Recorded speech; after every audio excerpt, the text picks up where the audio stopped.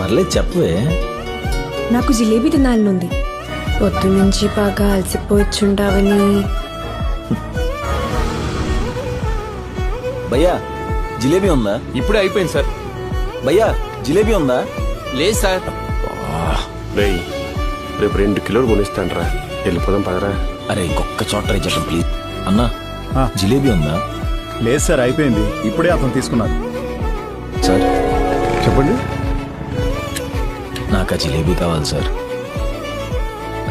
ఏం లేదు, నా భార్యకి అదంటే చాలా ఇష్టం సార్, అందుకే అడుగుతున్నాను.